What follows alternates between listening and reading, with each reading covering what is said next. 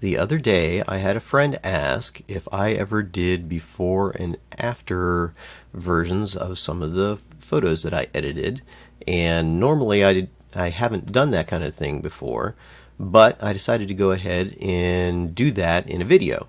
So since I happen to be editing some dance pictures that I did of Jordan the other day, I'm going to go ahead and do that on one of these. And the one I'm going to do it with is the one that I have highlighted here. I'm going to start with that one and just see how it goes. So one thing to point out on this is that this is taken with her silhouetted against the rising sun. The sky is just before the sun comes up over the horizon. You can see that down in these pictures, the sun is actually coming over the horizon. So this is just prior to that. And the way that I normally do these is I will go into manual mode and set my I'm going to click on that to select it. I set my aperture wide open and then turn up the shutter speed to a very short exposure so that I'm exposing for the sky in the background. And then I will use my flashes to illuminate the dancer in the foreground to light them up. So let's take a look and see what this looks like straight out of the camera. So the first thing I'm going to do on this picture is work on the framing, and that's something that I'm pretty particular about. When I'm doing dance pictures like this, I usually go for an aspect ratio for them that will be a standard picture size, a standard print size. So in case they ever wanted to print them someday, they could do that without too much trouble. With my show pictures, I pretty much ignore that and I just go with whatever I think makes the best looking composition. But I do try to do my dance pictures with the standard aspect ratio. So in this particular case, I think I'm going to crop out the flash unit that's lighting her up from the side. Let's see if I put the edge of the picture right there. And then in this particular picture, the things that catch my eye in it as important compositional elements are this light, Jordan herself, and maybe this ball that's sort of highlighted or shaded against the reflection in the water.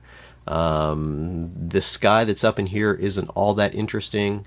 This curve of the planter edge, that's kind of interesting. So maybe I'd like to keep that and have that go into that corner.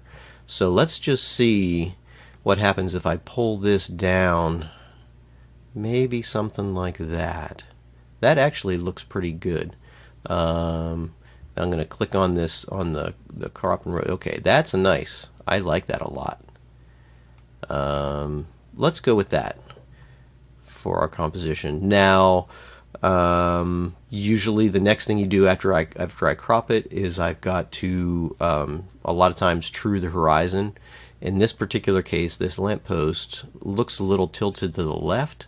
So I'm going to go back into the crop and rotate tool, and I'm going to rotate this back to the right just a little bit and see how that looks.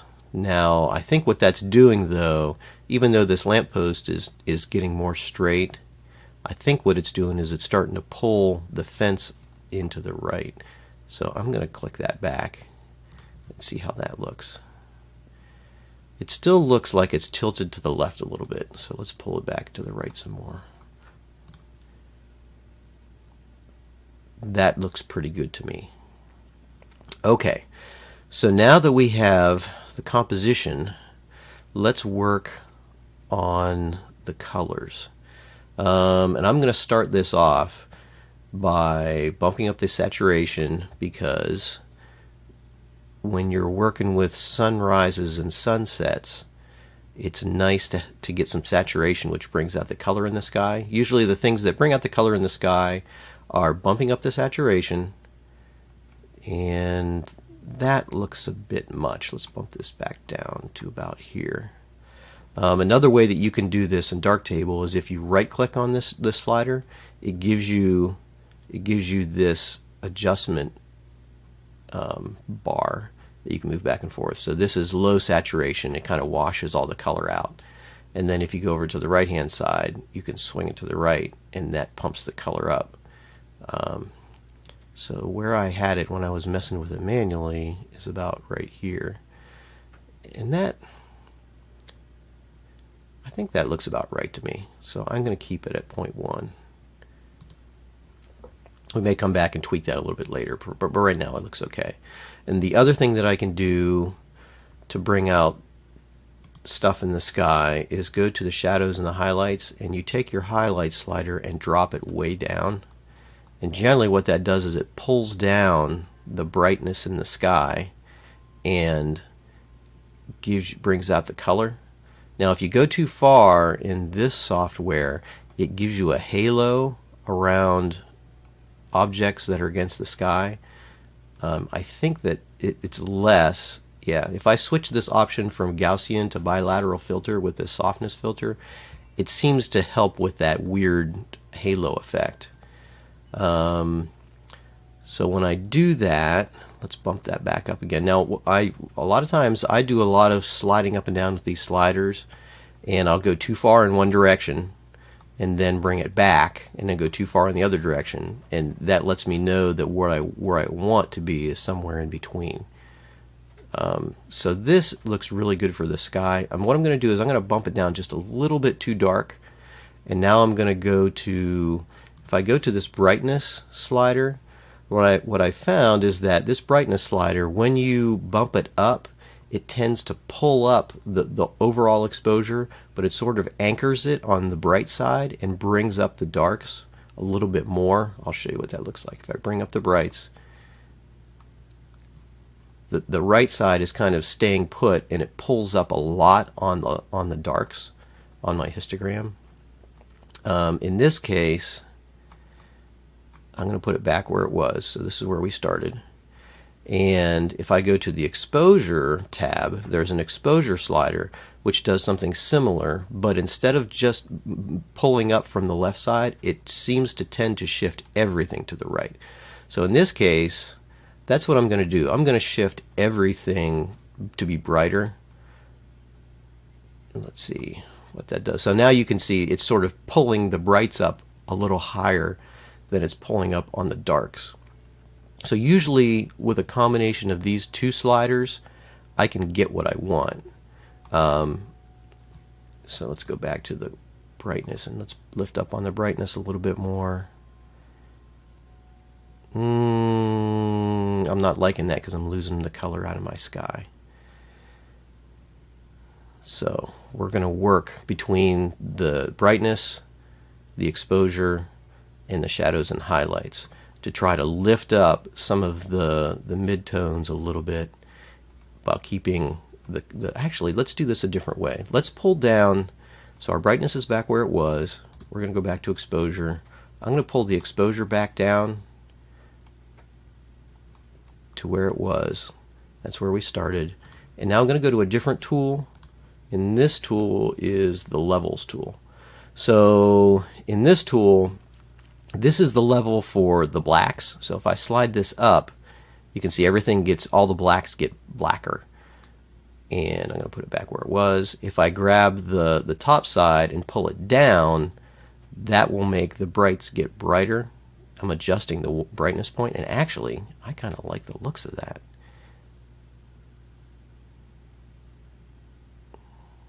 Let me pull it back up again.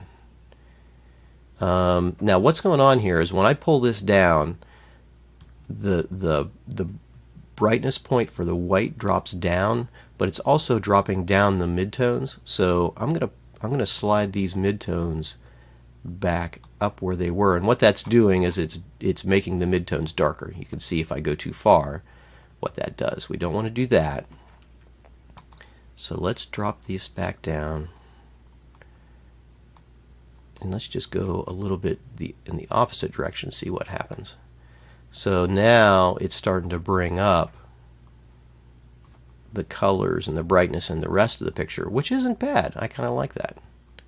Whoa, but now her face is really whited out. So let's keep this where it was and slide the top side of the exposure back up. Let's just slide this back up. There we go. That's a nice balance. We've even got some light on these flowers. I kind of like that overall look. The blacks could be a little darker, but we can come back to the Shadows and Highlights tab and play with this a little bit more here. Let's drop the highlights just a little bit more and see what that does. I like that. Now I'm going to drop the blacks, the shadows as well, and see if we can draw out some blackness in the rest of the picture. Okay, that's too much. So I'm going to slide back up again. And what I'm doing when I'm sliding these up is I hover over the slider and I use my scroll mouse to slide it very gradually. So this is where we started. And sometimes you mess with it a little bit and you end up right back where you started, and that's fine.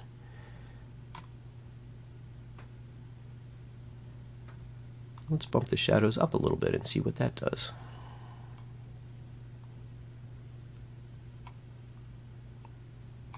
I'm going to go a little bit more.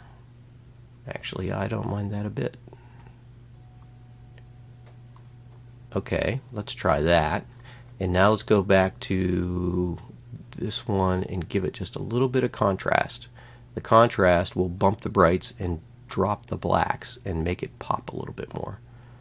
Now there is a lot of contrast already on Jordan here, so maybe that's not really what we want to do. But I'm gonna push it anyway, just to see what it looks like. Yeah, I don't want to do that. Let's go back the other direction with less contrast. Yeah, it washes the picture out. Okay, that's back where we started. And with just a little bit of contrast, it makes it too much. So we're going to leave that in neutral. So am I happy with this picture the way that it is? I would say the only thing that stands out right now, this part of the picture is a little bit washed out. I've got a whole lot of saturation in her dance bra, and I'm not sure that I like that. So one thing I can do is to pull down the saturation just in these blues. There's another tool here called Color Zones, and you can see there's lightness, saturation, and hue that you can adjust for any particular color that's in this picture. And in this case, what was standing out to me was the blues in her top are just too intense. So I'm going to go to the saturation tab on this, and then this is the color picker. So if I click on that and I click on her top right there, this puts a line in this graph where the color blue is that I clicked on. And if I roll with my scroll wheel, you can see this circle here gets bigger and smaller. What I'm going to do is make it small, so I'm only affecting a very small bit of the color, and I'm going to grab that line and drag it down. And what that should do, see how it drops the saturation in the color blue right there? I'm going to pull it. If I can pull it way down too low. That's probably too much. I'm going to slide up a little bit. Let's try that. Now I'm going to zoom back out again. I'm going to turn off this arrow so that square goes away. And now this color, or this picture, the blue in her top is a little less jarring. Let me try to pull it down again just a little bit more. Okay, that's too much. It kind of washes it out and makes it black. And if I went back up to normal again, yeah, that's too high, too bright. Let's go with that. Now, when you look at this picture, the things that catch your eye are the sunlight in the sky, a little bit, and your eye, the very first place it goes is right in here. And then it kind of, the two things are her top, which kind of draws you to the shape of her arms and her upper body. and then your eye kind of skips down to these pink flowers, which is kind of nice.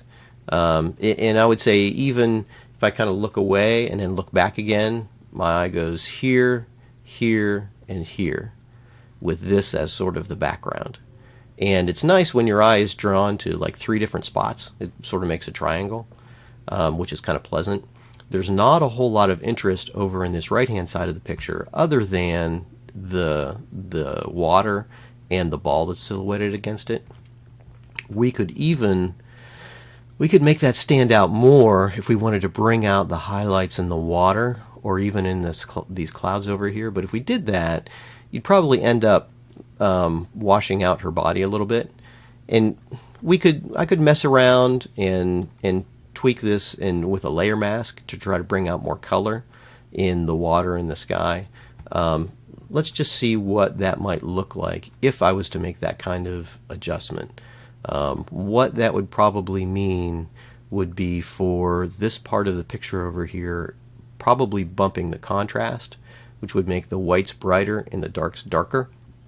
So let's go back to the contrast slider and just see if I bump that. We're just looking at this part of the picture now. If we bump the contrast way up in that area, that's way too much. But if we were just applying this contrast in that area of the picture, if we were going to do that, we might set it somewhere in this area. Something like that. And now the question is do I want to do that or not? And this is what it looks like without it. Does it improve the picture that much that I want to take the time to go through the pain of doing that edit? Because making a layer mask and masking off sort of you probably have to do most of the picture other than her upper body. It's going to take effort. What I might do is let's just bump the contrast up a little bit so that we're getting some of the effect of the contrast here, but it's not too much over here. And see if we can have a compromise where we can get a decent effect without having to spend a whole lot of time editing. So that's half as much contrast as I had before. So now we've got a decent amount of contrast here. We've got a little bit more than I would really want over in here, but it doesn't look bad. And it kind of brings a little bit more attention to her as the main subject of the picture. So I think we're going to go with that. And now we're going to revisit the saturation just a little bit and just let's bump this up to 0.15 and see if that's too much. That's a little bit much. I'm going to keep it here. So this is going to be the version of the picture that comes out of Darktable that can now go to the editor to see what it looks like. Okay, and we're going to export this picture.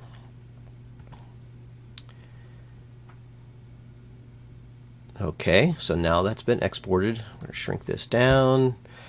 We're going to come to that directory, pictures. We're going to sort by when I modified them. So this is the picture the JPEG we just created. I'm going to drag that over and we're going to open it up in GIMP to do the final editing of it. So GIMP is going to open. Now I normally, when I edit in GIMP, I have a main screen here with the picture on it, and then on my left monitor, if I slide over here, this is where my toolbar goes, but that's not the best for making a video like this. So I'm going to switch this Windows into single window mode, and that should pull, yeah, it pulls the toolbar stuff over to the right hand side. Now you at home can see what I'm doing when I'm doing it. Let me pull these windows around a little bit. Let's see if, yeah, there we go. Okay, so now we can do our editing here. And we've got this stuff over here. Now, when I did this, some of these settings have changed. These are my layers. This is the original layer that came in. And the first thing I will probably do here is get rid of noise. So we can see in the background of here that there is a decent bit of color noise.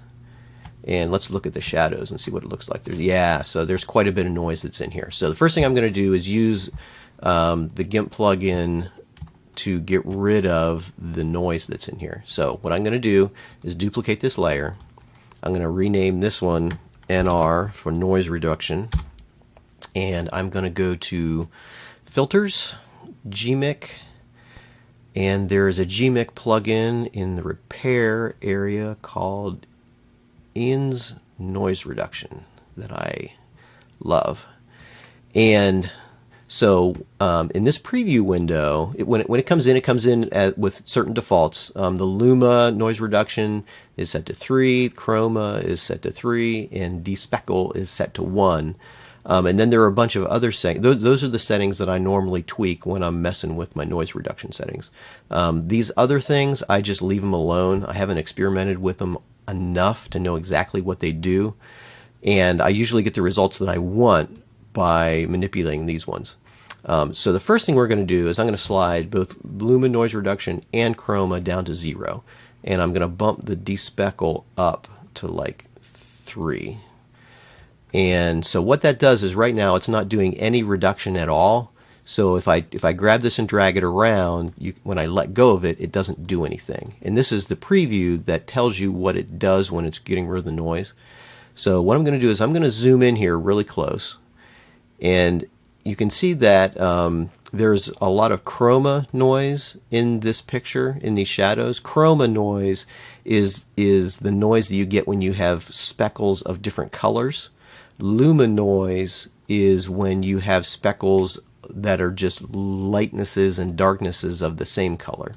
So the first thing I'm going to do is I'm going to take this Chroma noise reduction slider and I'm going to turn it up until these color blotches go away. And the way I'm going to do that is I can show you what that looks like. I'll grab it and turn it way up. And you can see that this now, the noise that's here is no longer, if I grab it and move it, you can see it's kind of rainbow colored. And when I let go of it, then it goes to just monochromatic. So all the colors are gone. So that's probably too much. So what I'm going to do is drag it back down. And what I'm going to do is scroll over this and pull it up a little bit at a time until the color noise goes away. And that's about right. I'm going to give it just a touch more. You don't want to go too much with noise reduction because if you do, you lose detail where you want it. And let's see if we can see that anywhere. Usually where you want to have detail is in face and in hair. And let's see if we've lost that. So you can see when I grab this and move it around, you can see that there's those rainbow speckles in her cheeks. It's especially noticeable right in this transition area between the light skin and the dark shadows. If I move this, you can see that there's those rainbow colored blotches in there. Down in this area too. But once I let go, since I've turned up the Chroma noise reduction slider, those blotches go away. But we are left with a decent amount of Luma noise in these areas. Now Luma noise is easier on your eyes than Chroma noise is. So a lot of times I'll leave a bit of Luma noise in because when you get rid of Luma noise, you lose a decent amount of the detail in the picture. So in this case, and that would be especially evident in her hair. So in this case, what I'm going to do is I'm going to come over to the sky background and I'm going to zoom in on this. And this speckled effect here in the sky is Luma noise. So I'm going to slide this up very slowly until those speckles go away. And you can see as I change this, that's a big reduction. Usually 0.8 is good enough. So now when I drag, you can see the speckles. When I let go, they go away. Now as I get down darker and darker, you can see that the effects of that noise down there. So I'm going to bump this up one more click. I'm going to make this 1 instead of 1.2. there. Okay.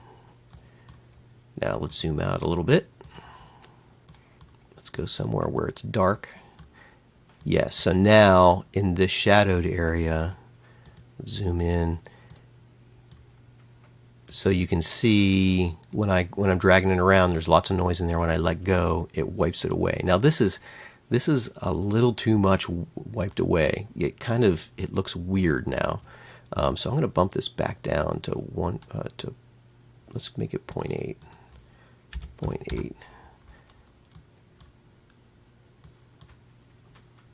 And you can see that there is detail where there is detail, and you can even see that there's detail here that shows off the texture of her skin. But the detail in the shadows is gone. It just has smoothed it all out. You can really see that in, let's see if we zoom out a little bit and we look at her pants, or tights, I guess.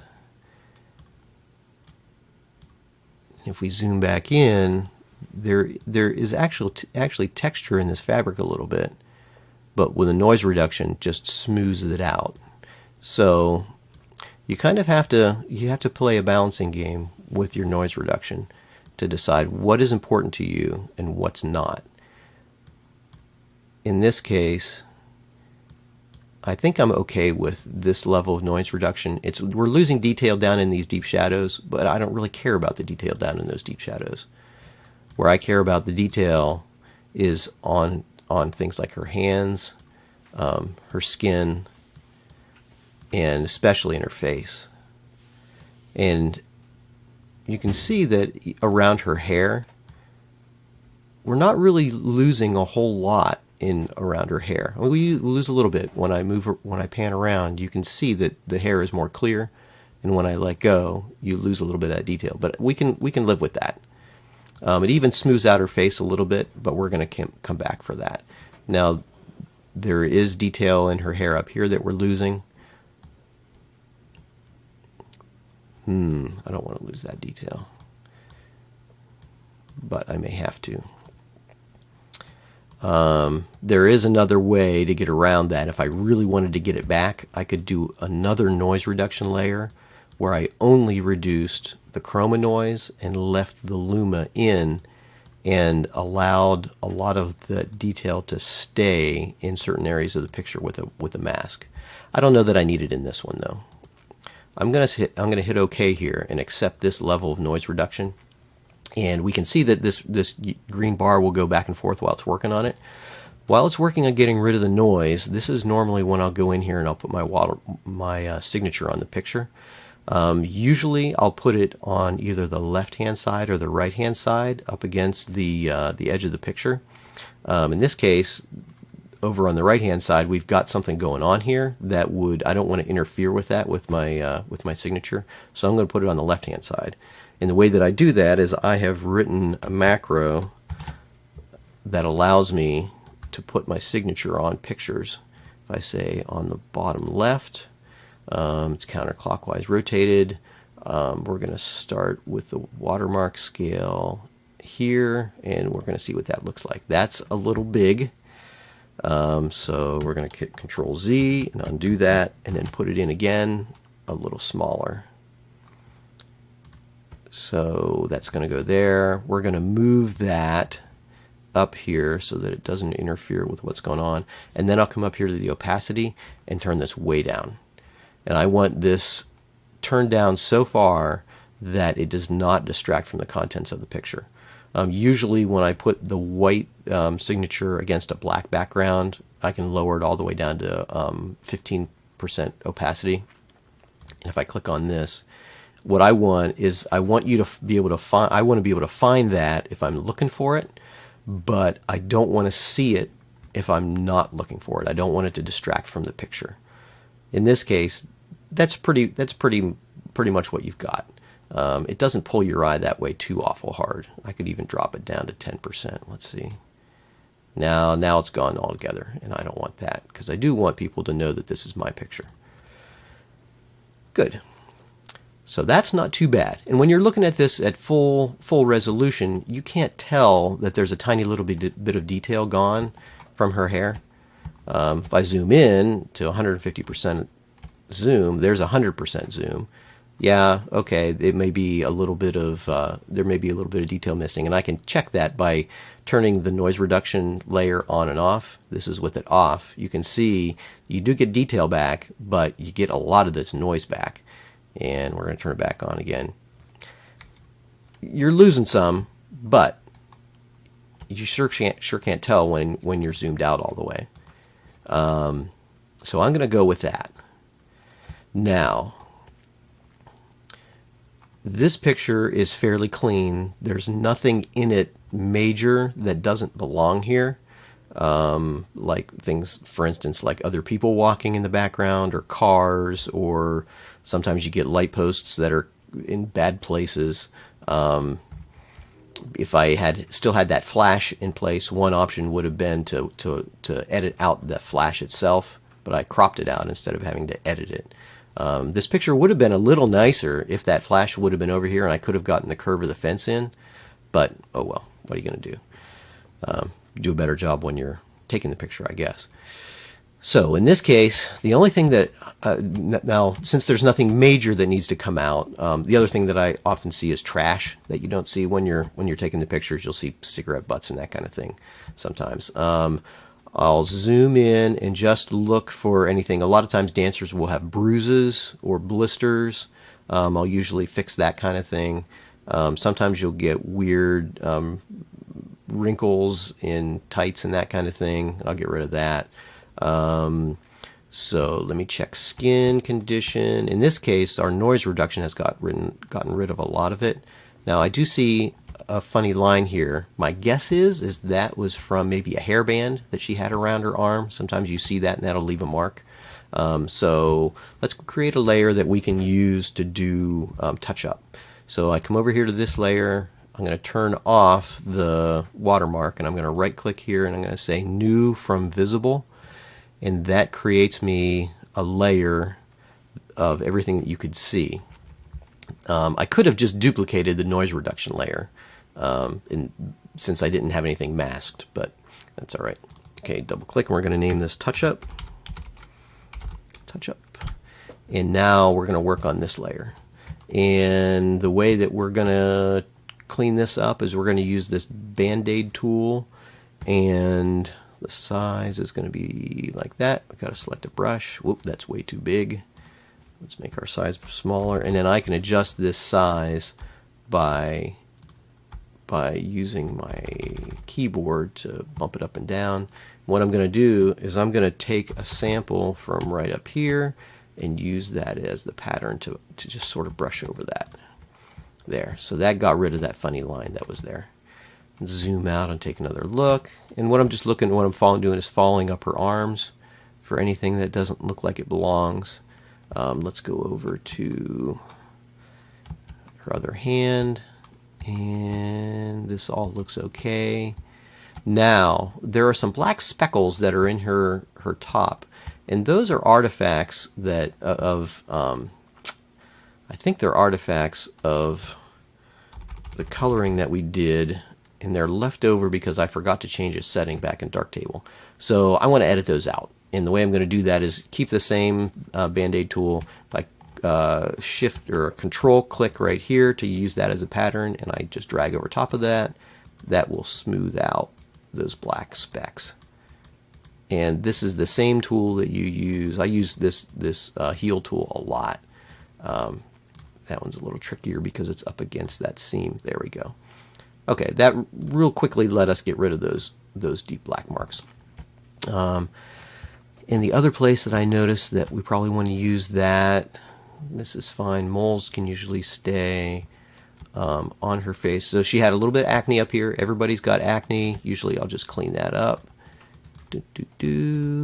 So again, I'm sampling from this area, and the sampling gives you the texture that you want to have in place over here. So when I come over here and I click, it's not copying the colors directly, but it's copying the smooth texture that's in this circle over into this area, and it's blending using the existing colors that are already there. So this just smooths out this skin. A lot of times you can see skin texture that's unflattering in the transitions between the highlights and the shadows, because you get sort of the light and the dark make a contrast across any little imperfections in the skin. So I'm going to grab it right here. We'll fix it. Now that's actually making things worse, so I'm going to make that go away. And if I make this brush smaller, then I can clean that up more subtly. There we go. Okay. So that's better. And I'm really doing this because I'm a perfectionist. That kind of small stuff, you're not going to see it when you're zoomed way out here. But I like to know that it's right. In this case, is there anything else strange about her top? Let's see. I guess there are a couple little speckles over here that we can get rid of. No, that's about it. Now, there's a funny looking line right in here that's probably from some of the stuff that's built into the top. We'll get rid of that. Let's see if we, oops, Control Z that away. We'll fix that blotch up. And it looks like there's some of that going on up in here, so let's fix that. This seam is probably okay. We can leave that. Every once in a while I'll get perfectionistic and I'll smooth out the silhouette, the outline where you get wrinkles on tops and stuff. But in this case, I mean, when you're zoomed out like this, you're not going to notice that kind of thing very much. So I'm going to leave it. So this looks like a pretty decent finished image. Let me turn the watermark back on. And I'm going to save this. File, save. And now, whenever I want to, I can go back into this file and I can get into these layers and mess with them if I need to. But now I'm going to export out. I go to File, Export, and I'm going to export this as a JPEG, JPG, and whenever I have edited something and watermarked it, I always start the file name with WM to let myself know that this is the watermarked version of the file. And these ones would be the original versions out of Darktable. These ones would be the ones that are edited out of GIMP. So I now do an export, saved it at 100% quality, and now I've got a file that is locked down. And I can see that if I go in here, I double click on it, and this opens up my image viewer, and that's what this image looks like. This is when it's shrunk down to 20%. This is actually a huge image. So if I hit F on my keyboard for when I'm in Irfan view, F lets me look at it at full resolution, and that's what you see.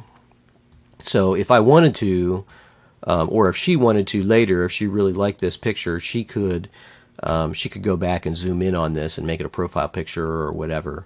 It's got a huge amount of detail, so I could print this at a high resolution on my high quality printer if I wanted to, and it would print out just wonderfully. So that is the final version of this picture. And let me see if I can compare it to what it looked like originally. To see what it looked like originally, let's pull up this folder, and if I go to the original file, so if I click on this and go to name, and I double click on the ARW file, that is going to pull up what it originally looked like, except I double clicked on the wrong one. Let's go to this one. Okay, so here's what it looked like originally, straight out of the camera, and this is what it looks like now after editing. And I think that that is a pretty decent improvement. So that is generally the workflow that I go through when I edit these kind of dance pictures. The first thing I'm doing is editing for composition, getting rid of stuff that doesn't matter, also getting rid of things that I don't want in the picture. As I said before, this would have been a better picture if I could have got some of the curve of this railing in, but with the flash here, it just couldn't do that. So I get rid of the stuff that doesn't matter. I try to compose for the things that do matter. And then after I've got the framing right, then I work on the coloring. And you can see that there's a pretty big difference between the coloring in these two pictures. And the nice thing is that when you look away and you look at this picture, you see what matters. And what matters in these pictures is the dancer. And I like to put beautiful dancers against a beautiful background, and that's just sort of my style. So this is a fairly typical picture, an example of what I like to do. So that's probably it. We're going to stop right there.